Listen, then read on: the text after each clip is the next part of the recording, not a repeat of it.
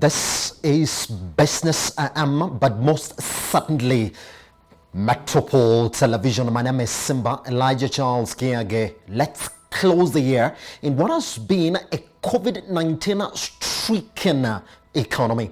Now, the healthcare sector in the country was thrown into an unprecedented times as the country got into the fight for COVID-19 after the first virus was reported in the country in March 2020. A few months into the fight against COVID-19, the government was on the spot for its physical accountability, in which Kenya Medical Supplies Authority, KEMSA, a government agency that supplies medicine and medical equipment to the Ministry of Health, was at the heart of embezzlement of hundreds of millions of dollars meant for the COVID-19 battle. Even as the country was coming to terms with what is its biggest healthcare crisis in recent history, healthcare providers went into multiple strikes. Last year, that is 2020, as we look forward to 2021, has the government failed to honor their demands in what painted a picture of why healthcare worker strikes cannot be seen in isolation of the prevailing policy and the healthcare system's context. In Kenya, the prolonged strikes in 2017 highlighted the underlying and the long-term frustration of healthcare workers in the country. There have been calls from different sections of the healthcare sector in the country to get into careful planning and monitoring to stop strikes from happening and to minimize the negative effects of strikes when they occur. There have been calls for what at minimum essential services should be maintained and threats to both striking and non-striking staff avoided, and that health workers should also be supported to make reasonable demands and government respect and honor agreements made. So the question this is, how has the healthcare sector fared in 2020 as we look forward to 2021? To help us look at what has been a COVID-19 battle for the healthcare sector, we're joined by Dr. Victor Ngani, Director, RFH Healthcare, and we do also Medical Director, RFH Care, and we do also have Dr. Ogweno Stephen, who's a public health expert. Let me start with you, Dr. Victor Ngani. How would you summarize the healthcare sector in 2020? Well, thank you, Simba, and good morning. And unfortunately, 2020 has been quite a strain on health systems. I think there is one item that stands out, that is COVID-19. And I can say that earlier on we thought it may not be as bad. You know, initially we had all these concerns about a very extensive issue that would strain our resources. Then around April to more or less October, we thought maybe we are able to cope, but now we are having a resurgence and you're seeing the real picture that was in other countries, and for sure it's a major strain and there's needless loss of lives. As you've stated, we've had a number of strikes, a number of things come out, for example, the KEMSA scandal that you have mentioned, and more or less this is what you've had in the health sector for a very long time, and it's just now coming to the fore, because when we recognize our own mortality and our own reliance on health systems, the hope is that this becomes an awakening and we begin to look at it differently. Pretty much. Let me cross over to you, Dr. Ogweno Stephen. Can you give me a proper summary of what the healthcare sector for you has been in 2020? So, first of all, thank you very much for having me on this session. 2020 has been a very challenging year indeed for the health sector.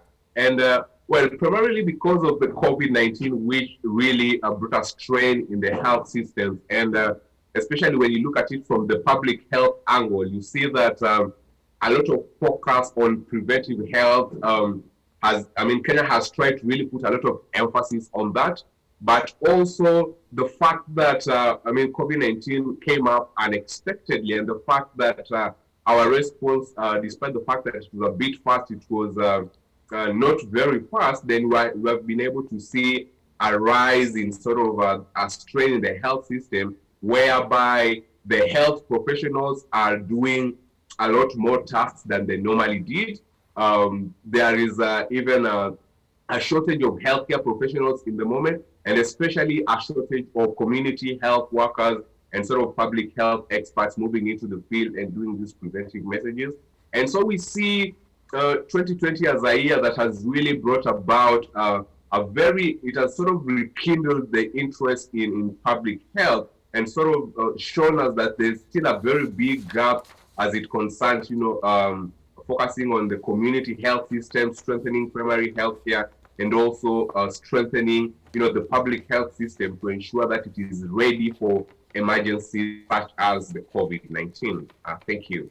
Pretty much. All right. Now let's talk about that therefore this morning, because I don't think we can talk about the healthcare sector in 2020 without really us looking back to what has been the fight for COVID-19. All right. I want us to look at that graph that we're showing right there on the screen for the total cases trend. I want us to look at exactly what it has been, Dr. Victor Ngani. You can actually see that for Kenya, other than just a couple of months when we're talking about, well, the cases not being not high, it has been on an upward trajectory generally throughout 2020. Dr. Victor Ngani, there was a time in Kenya in March when we were talking about less than 10 cases overall in the country up to where we are right now. What would you say has been the trend so far? And looking at what the graph is, would you say that our fight for COVID-19 in 2020 was a success? Well, Simba, it's hard to say that because initially we looked like we're managing and maybe we will get by without significant casualties and maybe without straining our resources. But the reality is that right now the cases are quite worrisome. We talk about a positivity rate excess of 15% on some days, which is extremely worrisome. Remember, we are not testing enough. So what is reported is just those cases who are actually tested and reported, and there are many other cases that are then not tested or reported.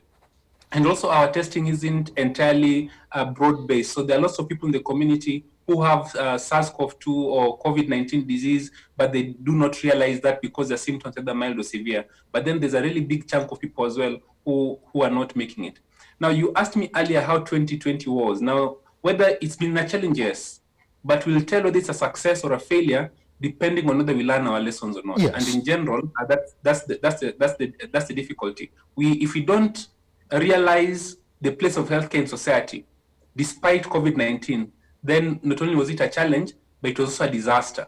But if this disaster allows us to understand and begin to invest in healthcare appropriately and make the public health system work and even the private sector work effectively, yes, then to some degree we say yes, it's a good year. Yes, Dr. Victor, just before I let you go on now as well, let's talk about it. Kenya has yet to test 1 million people in its fight against the virus, against a population of 48 million, Dr. Victor Ngani. A failure or just what our resources and the healthcare systems can manage? Well, the truth is testing is expensive, yes, but there should have been a priority around it to make sure that we test adequately. We have not done that. Yes. And that's why I say that when you speak about these relatively low numbers, the actual number of cases of COVID-19 are much higher than are being reported. Right now, many patients are presenting in facilities with very high blood sugars as a first thing, as opposed to some difficulty breathing. And it's all COVID-19. We are getting cases where the heart is affected. You have getting cases where someone appears to have a stroke, but in fact it's COVID-19. It's come to the fore that COVID-19 affects many organ systems and not just the lungs. And so there's a chance that, actually it's not a chance. The reality is we are not testing nearly enough. And what we are reporting are then very few cases. It hasn't been the best. That's the reality of it. But also resources to make this available have not been there. The resources that were there perhaps could have been used for something different. Yes. However, testing has not been available very broadly. Pretty much. Let me bring in Dr. Ogweno Stephen. Yes, for you. And I would like to take you back to that graph that we're showing you again for the total deaths that we've seen so far out of COVID-19 in the country. And you can actually also see that we got to some level where we were talking about an upward trajectory. There was a time when the only thing that we could do is report double figures every day. COVID-19 fatalities. And I will take you back to March, Dr. Ogweno. There was a time that we're talking about no fatality. There was a time we're talking about yet no fatality in the country.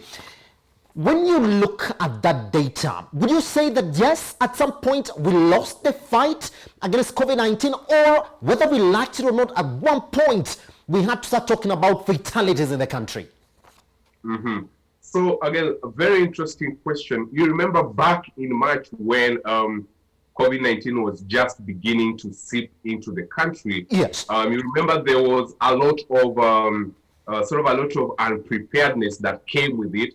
And for instance, counties that could have already been locked down were not locked down, and airports that were to be shut down were not shut down, and movements that would have been restricted were not restricted. And what that meant is that as people continued to move out of the country within that March, April gap, before then the stringent sort of regulations came in, a lot of people had already started to move out of the capital city, preempting that it would actually be locked down. Yes. So as people moved out, and the way COVID-19 takes a bit of time to really develop and manifest, then you see that that is where we lost it. In many countries, when they were able to cap the sort of the primary cities that had the cases, you see that the cases really went down. But for Kenya, for instance, we're not able to do that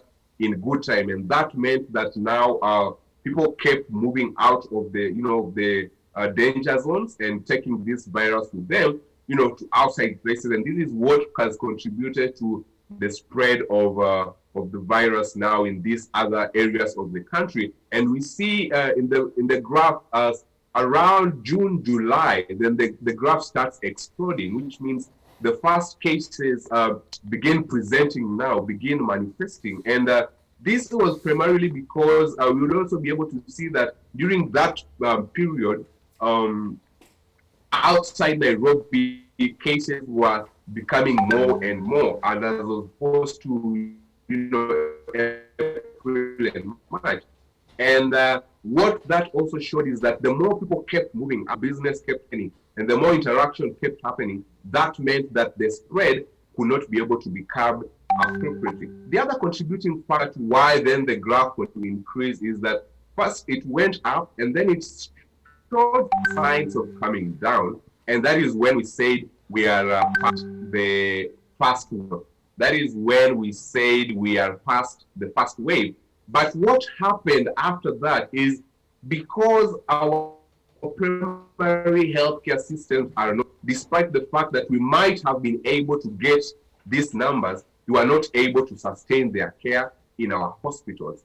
And that then the second wave begins to come out, because now the primary healthcare systems are not strong. People are traveling to the villages of the elderly, and this is meaning that the community as a whole is having more interaction with COVID-19, yes, as opposed, despite the fact that it could have been curbed in the first place. And that is why we see from September, August, and then moving forward, the graph has really gone up, indicating a second wave. And this second wave could be much bigger, as opposed to the primary wave, because the testing again is not as robust as we would have expected it to be. Yes. Thank you. All right, Dr. Ngani, let me get back to you on that. Yes, on the general outlook, we're still fighting COVID-19, but multiple strikes from healthcare professionals in the country.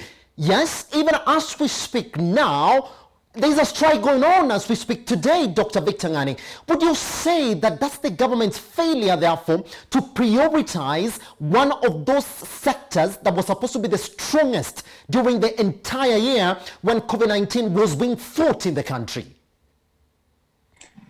Simba, when you ask me such a question, it reminds me of my time as the medical director, not the medical director, but the chairman of the Doctors Union. Yes. Sorry, this is. Say hi to the little angel. Yeah, so I was the founding chairman of the Doctors Union. Yes. And by and large, we had this utopian dream that we'd organize ourselves and go and speak to government, and they'd listen. And we found very many doors were shut. Yes. And before long, we realized that no other language apart from strike would happen. The very first strike December 5th, 2011, actually took us more than a year of negotiations that were headed absolutely nowhere. There was no interest whatsoever until the Saturday before that Monday is when we actually called for discussions that perhaps could have been held many, many months earlier. And this then became the trend where in the absence of a strike, there was basically nothing. And then there is an unfortunate culture where healthcare decisions, sort of opinions, are given by people who have access to, they can go to Europe on taxpayers' money, they can go to other countries, they have a view about healthcare that's very different from what's needed to work, and that's what obtains. I'll give the example of the Health Services Commission. If you look at the strikes we've had in the health sector, yes, 90% have to do with human resources for health. We are talking about being in the middle of a pandemic where every single country is having their doctors work 80 hours. There's no facility. There's no country now that would have doctors to spare. The countries that are taking medical students back into service early. But in Kenya, we have unemployed doctors. It's the greatest tragedy, and it's very hard to connect this situation where, and I'm telling you, I'm an ICU doctor, my background, and the strain is ridiculous. But in this strain, you're having people who can comfortably, make decisions that keep doctors out of hospitals. And it's a very, very sad situation. And I had recently an argument that I had back in 2013, where someone was saying you can't create a health services commission because in so doing, then somebody else is employing the doctors, yet the governors are meant to hold them accountable.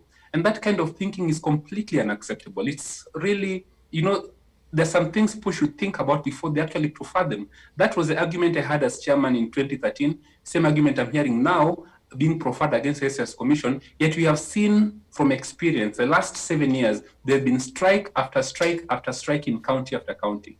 And all it takes is a little goodwill. Simba, I'm telling you, the strikes in the health sector could be averted and prevented by one goodwill and being able to keep your word. The other pain I had back then as chairman was that you agree one thing in the boardroom and then implementation takes forever. And yes, so another strike is needed to get it done. And I'm imagining that's what's going on right now. And if there was just a bit of integrity in that sector, in fact, if you allocated 20% of the monies that were used in COVID to address real healthcare issues, you not have strikes in the health sector, not in 2020. And perhaps this should be an eye-opener. And this is why I say it's either a good year or a bad year. It's a good year if we learn. But yes, if you're done with all this and you're back to where you were, then it's most unfortunate. Pretty much. Let me bring in Dr. Oweno Stephen on that as well. I mean, you've been on strike for quite a long time this year, and it actually started towards the end of February. That's when we knew that the healthcare sector was pretty much on unstable ground, because the healthcare professionals were even complaining about the simplest of things. Number one, collective bargaining agreements that were never implemented. Number two, proper insurance for those frontline workers who are fighting COVID-19. Dr. Oweno Stephen, would you say that that's just the government's failure not to look at them and say, well, we need them properly fostered now to fight COVID-19 in 2020? Yes. Strikes are, especially in 2020 and, yes, and in Kenya and in the healthcare system, we shouldn't have strike, because if anything, this year was the year where doctors and medical professionals really showed their importance, despite the fact that they have been assumed for the past years. And the expectation normally would be that if you are moving into a pandemic happen, the government would have really, begun or even finalized some of the agreements that were made in the previous years, just to ensure workers are working overtime, they are working on time, ensuring that they are able to set their priorities on the virus and not set their priorities still on their agreements and their collective bargaining. But we haven't seen that in other countries.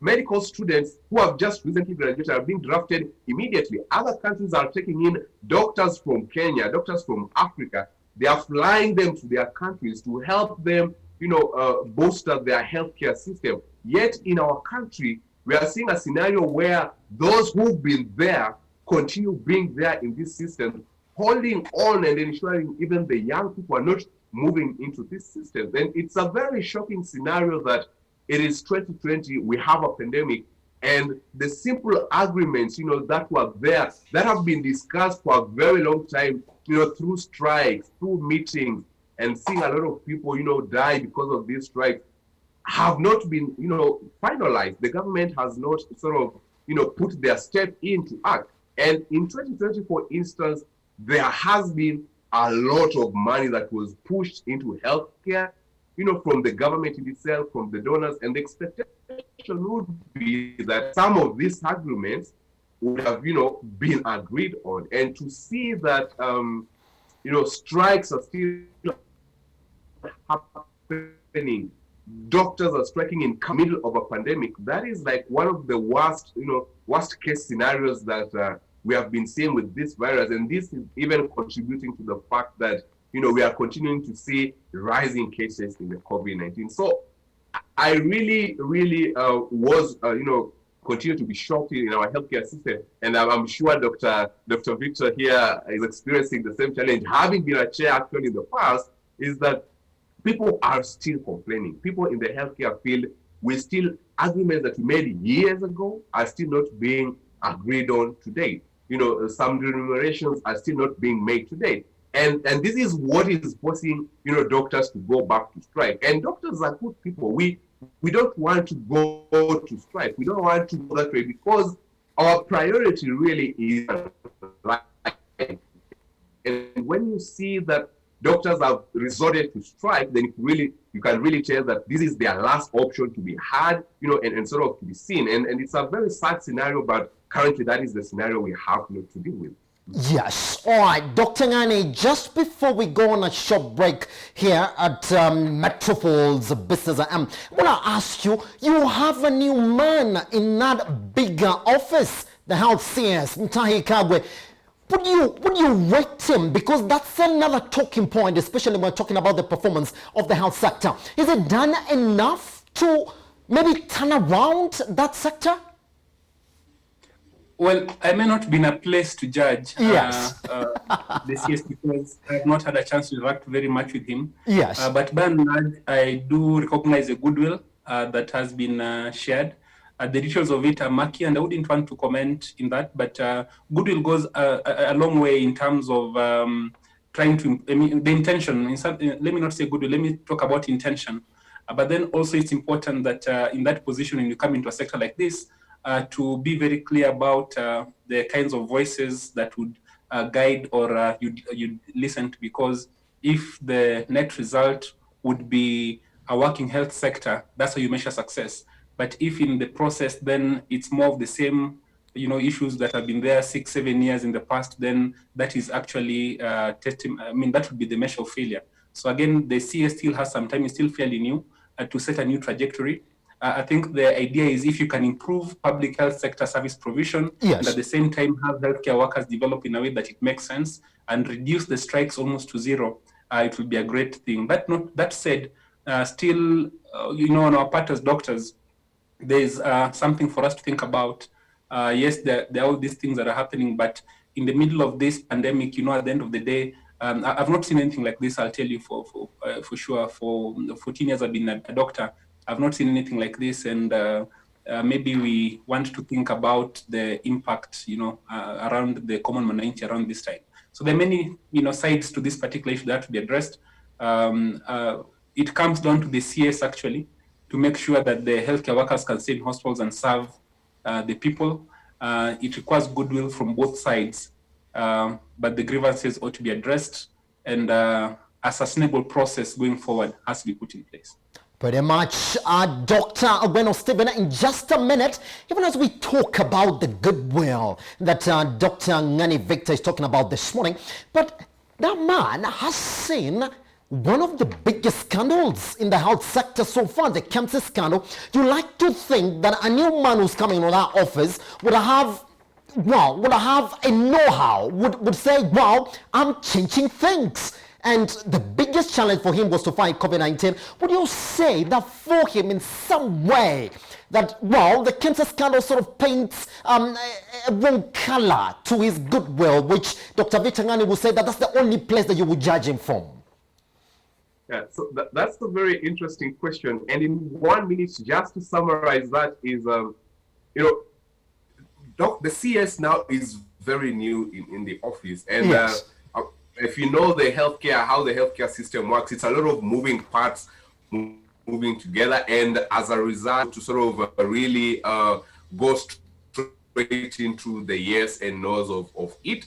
But seeing that, there's a lot of moving parts, and the cancer scandal came out as the biggest sort of blowback to this goodwill and to this image, awaiting now the results that will be coming out of that case will really determine what we view, as the direction in which the CS goes into. And, once that outcome has really been finalized on, we'll really be able to really, confirm or have, higher leanings towards either, supporting or not so, for the CS. But as it stands right now, it's still very hard to judge because the facts are still coming in, and the thing is with the law process at the moment. So we are still in waiting, and we're waiting to see, and we're actually hoping to see what lessons shall have been borrowed from even that murky experience will now be put into ensuring that the healthcare system then moves towards a positive trajectory. And that is how